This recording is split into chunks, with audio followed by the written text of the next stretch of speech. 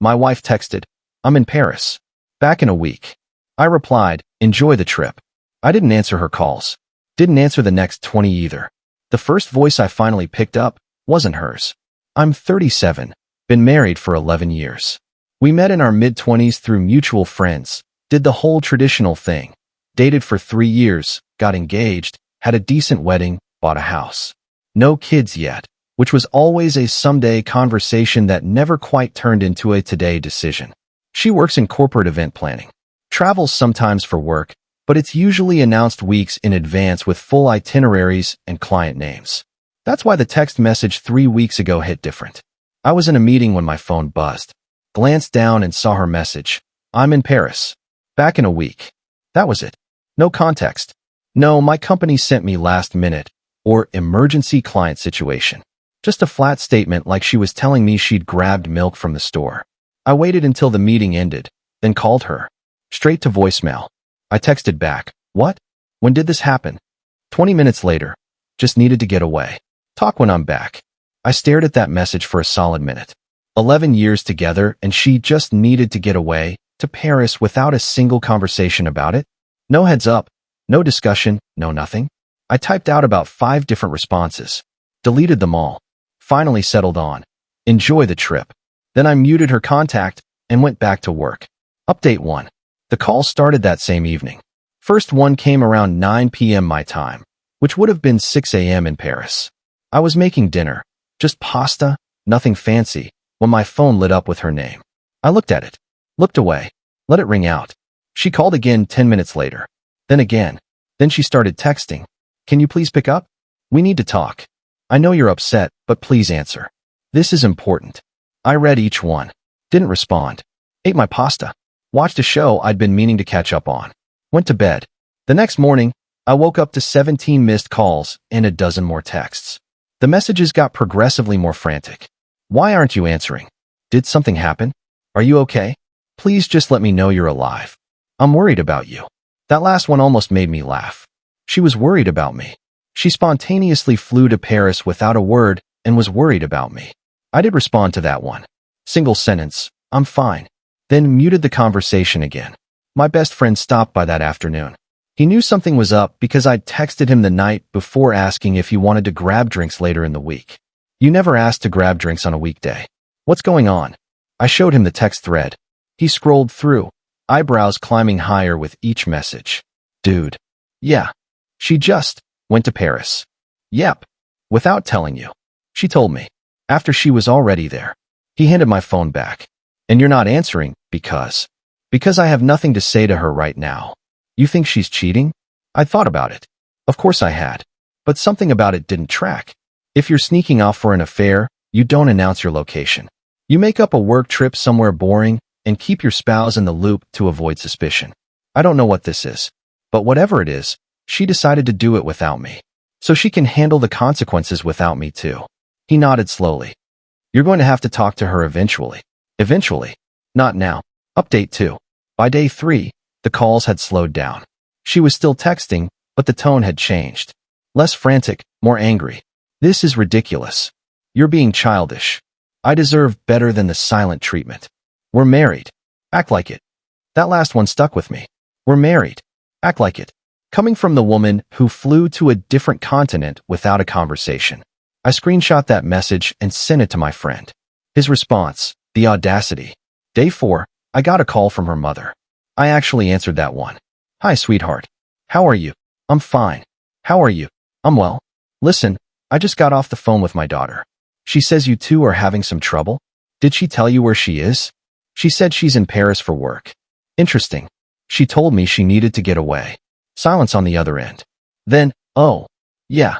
She didn't mention it was personal. She didn't mention it was anything. Just sent me a text after she'd already landed." Her mother sighed. "That doesn't sound like her." "No, it doesn't. Which is why I'm giving her the space she apparently needed. By not answering her calls.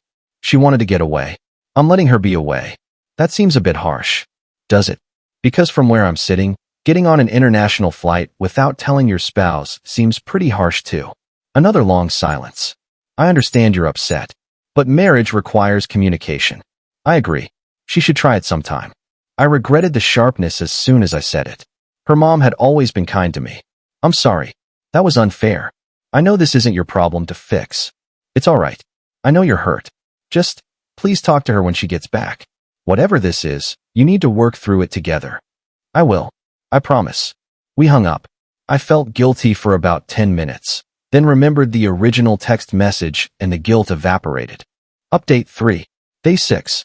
The calls had stopped entirely. Just one text in the morning. I land tomorrow at 3 p.m. We need to talk. I didn't respond. I took the next day off work.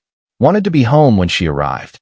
Wanted to have this conversation on my terms, in my space, without the distraction of having to be somewhere else. She got home around 4:30 p.m. I heard her key in the lock, heard her rolling suitcase in the entryway, heard her stop when she saw me sitting in the living room. Hey. I nodded. Hey. She looked tired. Good. She should be tired. Can we talk? That's why I'm here. She sat down on the opposite end of the couch, put her hands in her lap, took a breath. I'm sorry I didn't tell you I was going. That wasn't fair to you. No, it wasn't. I needed to clear my head. About what? About us. About our marriage. About whether I'm happy. There it was. The truth I'd suspected but hadn't wanted to confirm. And you couldn't have that conversation with me before you left? I didn't know how. I didn't know what to say. So you said nothing. Just texted me from Paris like you were running to the grocery store. I know it looks bad. It doesn't look bad. It is bad. You abandoned your marriage for a week to find yourself, or whatever this was, and you didn't even have the respect to tell me to my face. I didn't abandon anything. You got on a plane to another country without a conversation. What would you call it? She was quiet. And then, I continued. When I didn't jump to answer your calls, you got mad. You texted me that I needed to act married. You, the person who just proved she doesn't know what being married means. That's not fair, isn't it? Because from where I'm sitting, you wanted all the benefits of being married, the security, the safety net, the built-in support system, while doing exactly what you wanted without any of the responsibilities. I was confused. So talk to me. Talk to a therapist.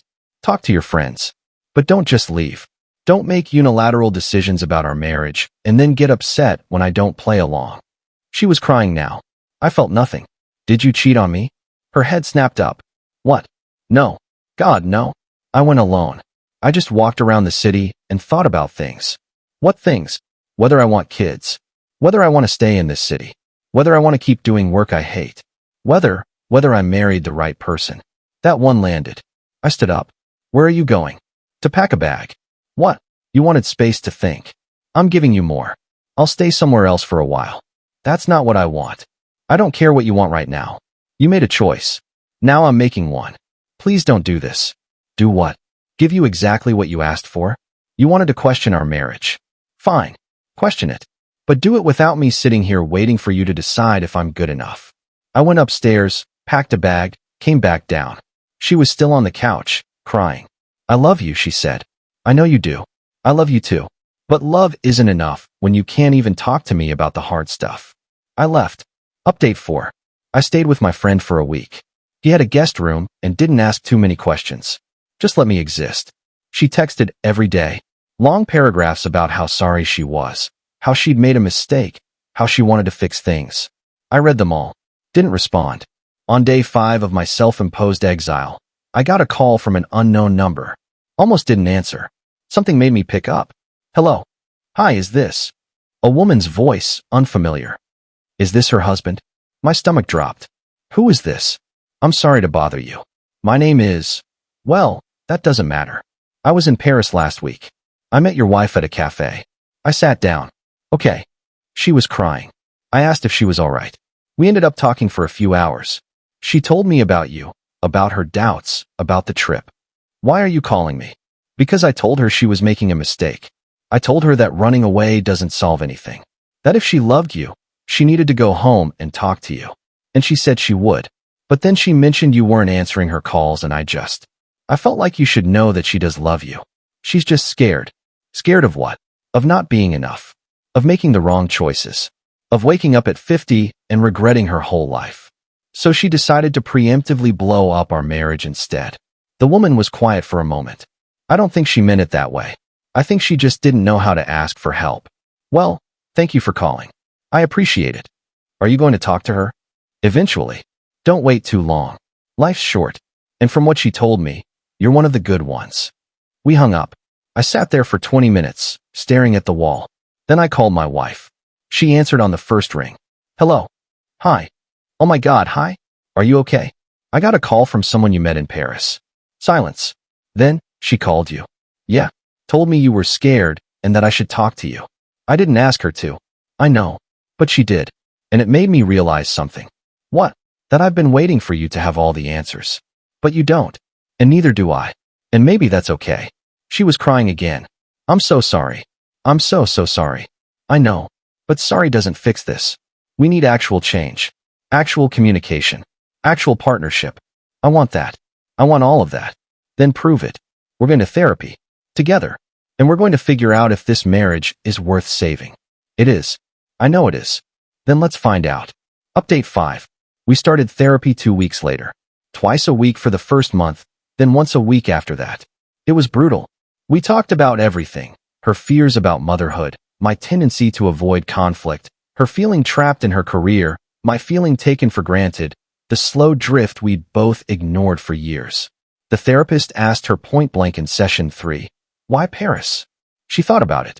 Because it felt far enough away that I could think clearly. And because I knew if I told him I was going, he'd want to come with me or talk me out of it. I needed to be alone with my thoughts. And did being alone help? No. It made me realize how much I missed him. How empty everything felt without him. But I was too proud to admit it. The therapist turned to me. And why didn't you answer her calls? Because I was hurt. And angry.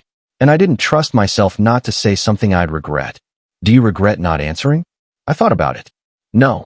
I think we both needed to feel what it was like to be without the other person. She got a week in Paris. I got a week of silence.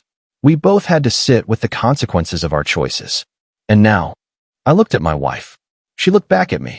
Now we're here, I said. Final update. It's been 6 months. We're still in therapy. Still working on things. It's not perfect, but it's better. She switched jobs 3 months ago. Something with better hours and less travel. We started trying for kids. Actually trying, not just talking about it. We planned a trip together to a place we both wanted to go, with full communication and shared decisions. She brought up Paris once, about a month ago. Asked if I'd forgiven her. I'm working on it, I told her. But you have to understand, that text message changed something for me. It showed me that when things get hard, your instinct is to run. And I can't build a life with someone who runs. I know. I'm working on that too. I believe you. And I do. But I also know that trust, once broken, takes time to rebuild. Maybe years. Maybe forever. We'll see. The woman from Paris never called again. I think about her sometimes, wonder what made her reach out to a stranger on behalf of another stranger. Maybe she saw something in my wife's story that resonated. Maybe she was just kind. Either way, that phone call shifted something. My wife still has the photo she took in Paris, some random street at sunset. It's on her phone. She showed it to me once, asked if I wanted to go there together someday. Maybe, I said. But next time, we plan it together. No surprises. Deal. We're not fixed. We're just trying. And some days, that's enough.